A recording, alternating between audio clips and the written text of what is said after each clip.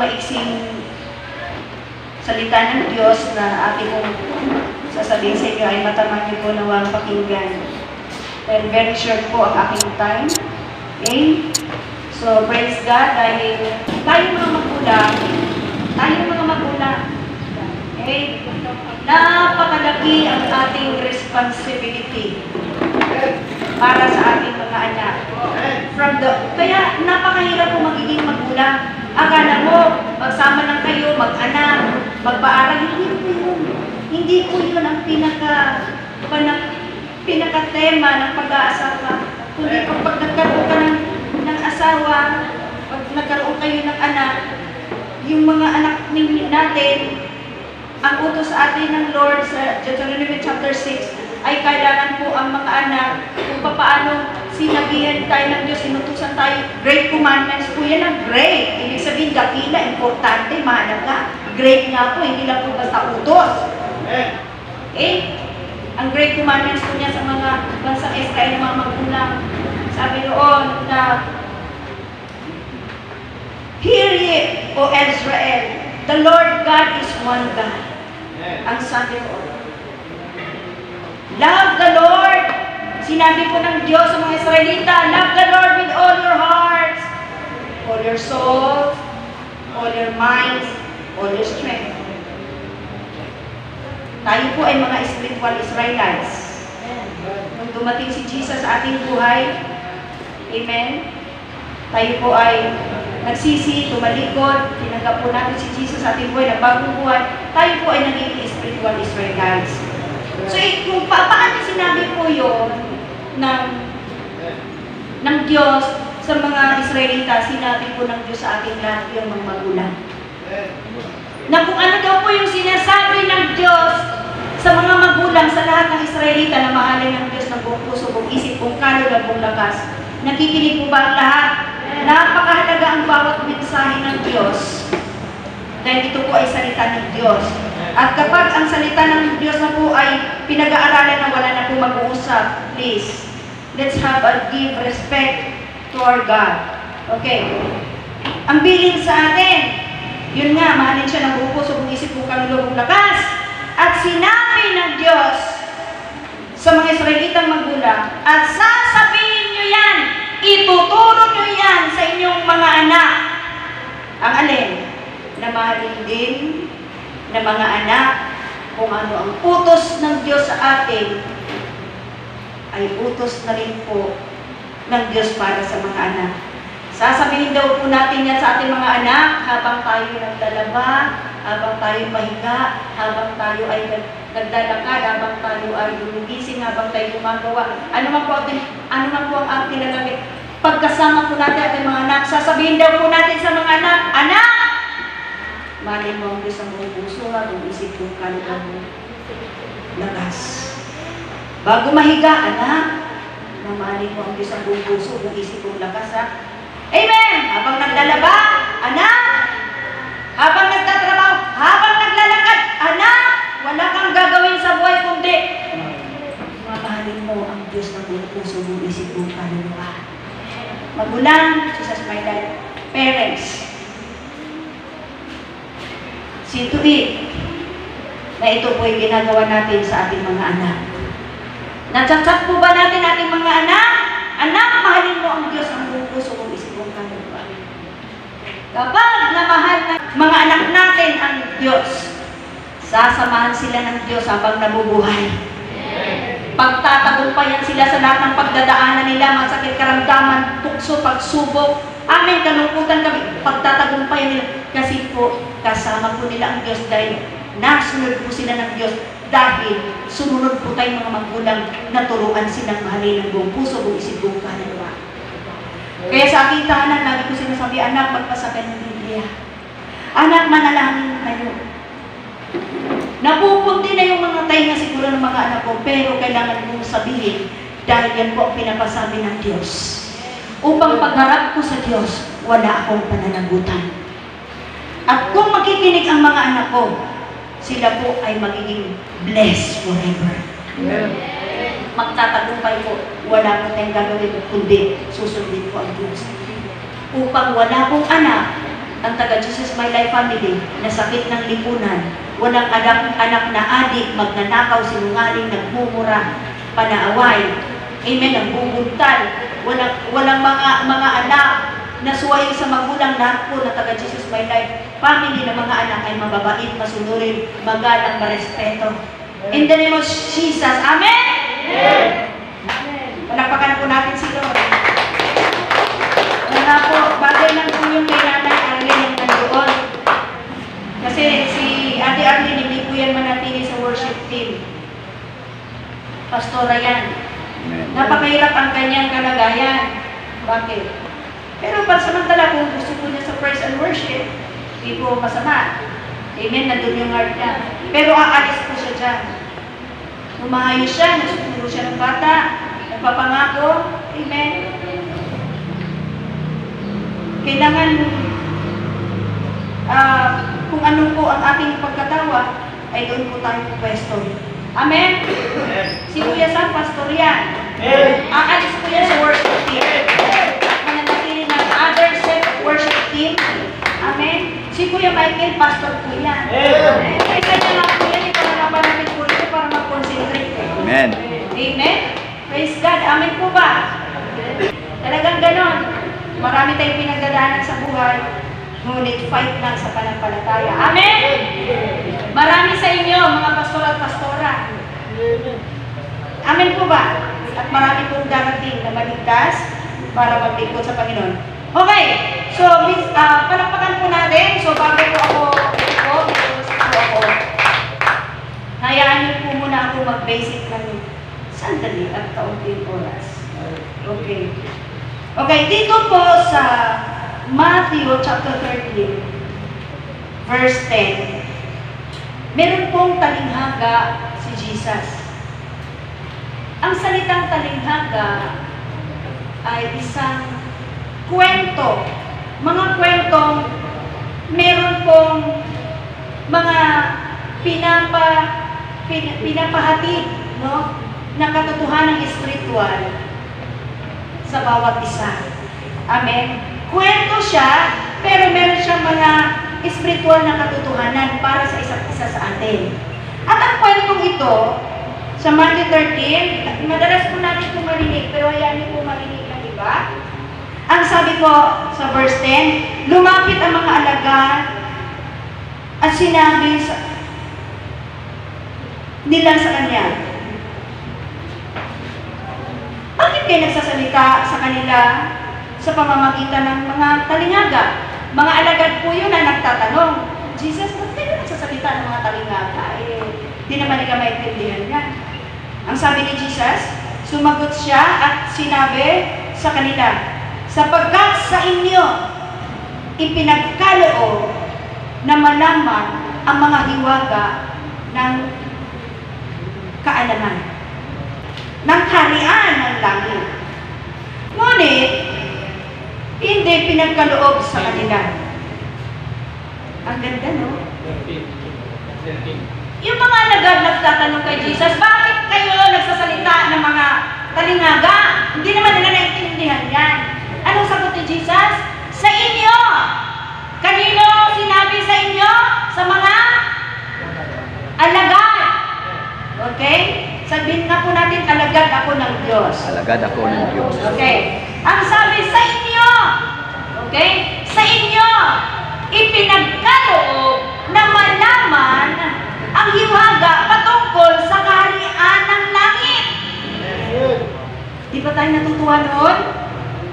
Sa inyo na mga alagad ng Diyos, ipinagkaloob lang po sa atin, sa inyong mga alagad, ipinagkaloob na malaman ang hiwaga patungkol sa kaharian ng langit, pero hindi sa kanila.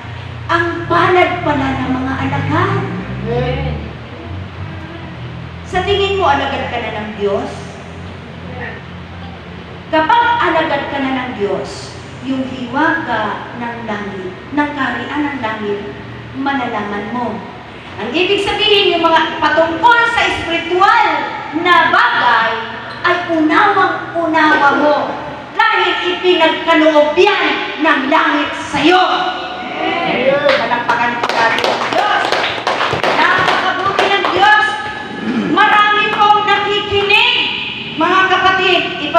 Tutuloy ko po ang pagbabasa. Okay. Sapagkat, dito, diretso po tayo sa 13. Dahil dito ay nagsasalita ako sa kanila sa pamamagitan ng mga talinghaga, sapagkat sa kanilang pagtingin ay hindi sila nakakakita, at sa kanilang pakikinig ay hindi sila nakarinig, at hindi sila nakakaunawa. Sa mga alagad sa atin, naunawaan natin ang patungkol sa kahalagahan mga bagay panlangit. Amen. Pero meron pa ng mga nakikinig, meron pong mga tumitingin, meron nakikinig na hindi nakakaunawa. Kaya hindi lahat dito na nakikinig ay nakakaunawa. Bakit? Alam niyo, ang sabi sa Proverbs 1:7, the fear of the Lord is the beginning of wisdom. Kailangan magkaroon po tayo ng takot sa Diyos para magkaroon tayo ng wisdom. Maunawaan po natin yung wisdom ng Diyos. Ngayon, kung habang nakikinig tayo, wala tayong respeto sa Diyos. Hello? Hindi talaga natin maunawaan. Kinig lang ng kinig tayo, pero wala tayong naunawaan. Bakit hindi nanunugot ang Diyos sa atin? Kasi mali ang puso. Mali ang attitude inside the church. Hello? Amen? Okay, itutuloy ko po. Natutupad nga sa kanila ang propesiya ni Isaias na nagsasabi, sa pakikinig, kayo'y nakakarinig. Yan. Sa pakikinig, kayo'y nakakarinig. Ngunit kailanman hindi makakaunawa. At sa pagtingin, kayo'y titingin. Ngunit kailanman hindi makakabatid. 15. Sapagkat naging manhid. See? Bakit hindi po sila nakakarinig? Hindi nakakaunawa? Hindi nakakakita ng katotohanan? Kasi bakit nagiging manhid? Ano ibig sabihin ng manhid? Walang pakiramdam. Sa loob ng church, walang pakiramdam. Nakasama niya ang Diyos, walang respeto. Paano ka makakaunawa? Nakikita ka ng Diyos, wala kang respeto. Amen?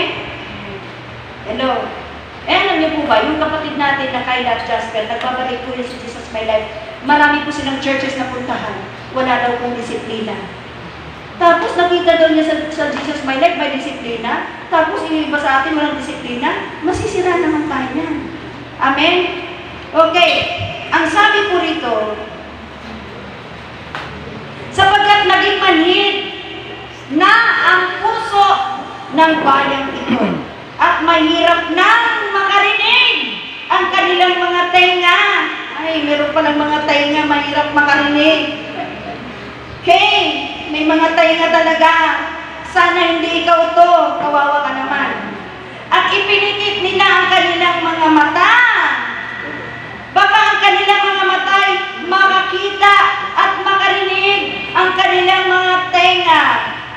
At makakaunawa ang puso nila at manunumbalik sa akin at sila'y aking pagalingin.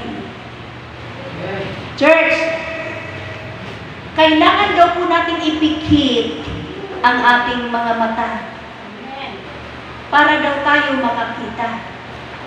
Kasi marami tayong nakakita sa buhay na ito, sa daigdig na ito, sistema ng mundo nakita natin. Kailangan ipikit natin ang ating mga material. Okay? Para tayo makakita ng katotohanan ng Diyos. Ang ating makita ay katotohanan ng Diyos. Amen po ba? Amen. At ang sabi po ng Diyos, kung atin daw pong ipikit ang ating mga mata, no? Baka sa kanilang mga matay makakita at makarinig ang kanilang mga tainga at makakaunawa ang puso nila.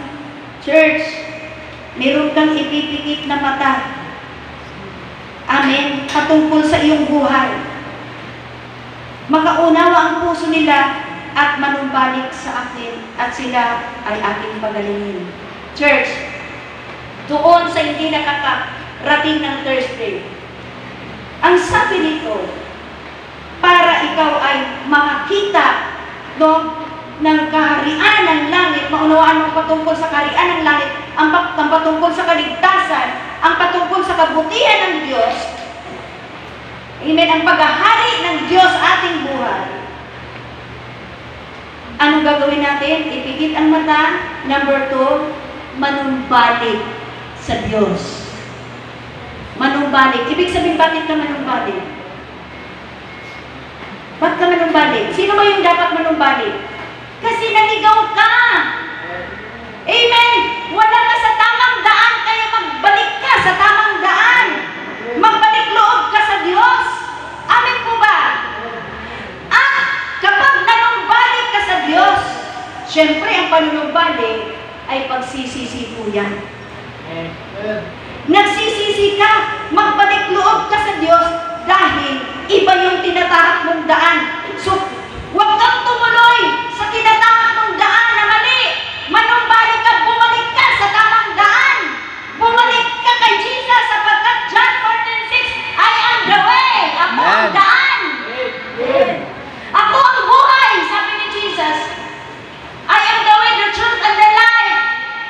Siya daw po ang daan, ang buhay, at ang katotohanan. Amen. Walang makakaparoon, walang makakapunta sa Ama, kundi sa pamamagitan ko. Kaya doon tayo bumalik sa katuruan ni Jesus.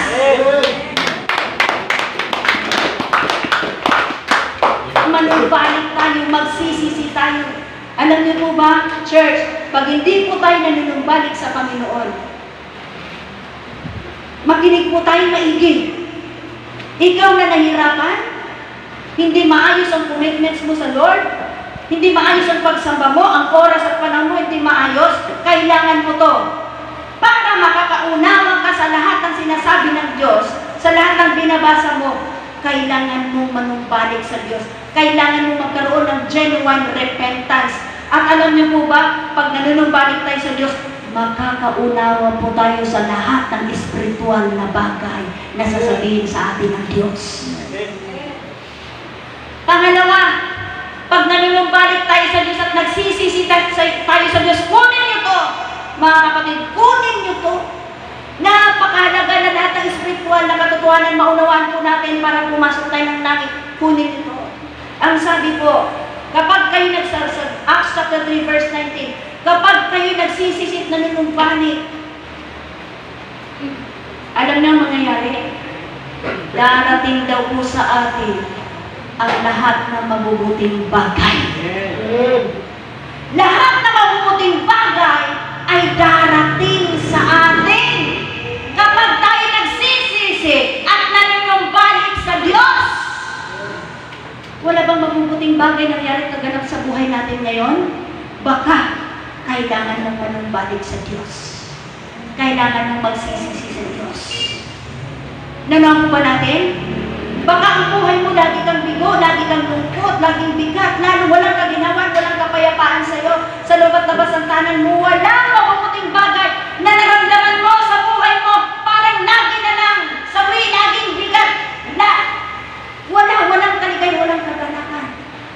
Alam niyo, gagawin pala natin, magsisisi at manumbalik sa Diyos. Kapag hindi mo itong gagawin kahit kailan, kahit anong pakikinig mo, kahit anong dalo mo every Sunday, iwan ko kung nandito ka para kay Lord. Kahit anong punta mo, kahit anong basa mo, kahit anong tuklas mo sa katotohanan, hindi mo maunawaan dahil ang nanunumbalik lamang po sa Panginoong Diyos, nagsisisi ng totoo, genuine. Pag nagsisisi ka, makikita sa buhay mo, may pagbabago ang buhay mo. Sa pagdalo mo, may pagbabago. Sa prayer life mo, may pagbabago. Sa pagbabasa mo ng Biblia, may pagbabago. Sa paglilingkod mo, may pagbabago. Kasi naunawaan mo ang gaano kahalaga ang mga espiritual na bagay. Kasi pinagkalooban ka na nga ng Diyos. Kapatid, kapag hindi ka nagsisisi, hindi ka manumbalik sa Diyos, hindi mo maunawaan ang mga patungkol, mga bagay na panlangit, yun po ang pinakamahalaga sa ating buhay dahil lahat po tayo namamatay. Amen? Kaya mga kapatid, napakahalaga na ngayon pa lamang magsimula na po tayo magsisi, mag-reflect nang sa ganon, lahat na mabuting bagay ay maunawaan natin. Ang lahat na mabuting bagay ay dumating sa ating mga buhay. Gusto natin mabuting bagay, di ba? Sa ating buhay, di ba? Amen? Yan, magsisi lang tayo. Totoo sa puso. At makikita po ng Diyos yan, kapag totoo kong nagsisisi, may pagbabago, nagbabago ang buhay mo. Pag sinabi mo nagsisi, hanggang muso lang yan, wala sa buhay, walang kwenta. Walang kwenta buhay mo, walang kabuluhan ang buhay mo. Amen? Kahit matalino ka, dito sa lupa, awardee ka, ay, ako po, awardee po yan. 3 medalya po marireceive niyan sa ano. Palagpagan natin si Lord sa buhay. Amen? Amen? Kasi nakisisit sa Panginoon, kumakanta na kay Lord. Amen po ba? Kaya yung mga anak ninyo palagin sa Lord. Amen? Para mag-excel po sila sa school. Amen po ba? Manlulahati ang Diyos sa buhay nila. Mga kapatid! Sa Diyos po ang pupuri doon sa buhay ng apo ko.